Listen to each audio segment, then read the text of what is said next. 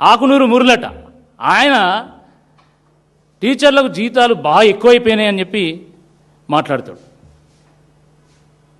విద్యార్థులను భావి భారత పౌరులుగా తీర్చిదిద్దేటువంటి టీచర్లను పట్టుకొని మీకు ఎక్కువ శాలరీస్ ఇస్తున్నామని చెప్పి అవమానిస్తాడు.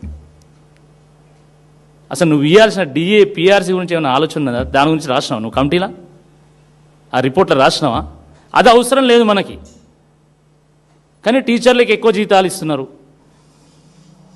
మీరు తీసుకోవచ్చు, మీరు ఎమ్మెల్యేలు ఎంపీలు మీరందరూ తీసుకోవచ్చు. ఒక ప్రభుత్వ ఉద్యోగి ఒక టీచరు తనకు 70,000-80,000 శాలరీ వస్తే మాత్రం కంటవింపుగా ఉన్నది.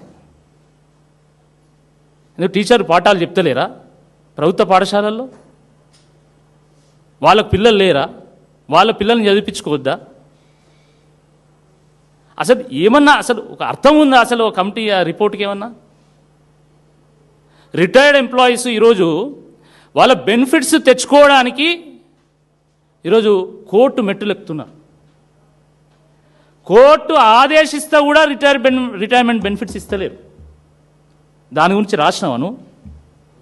రిపోర్ట్లో రాసినావా?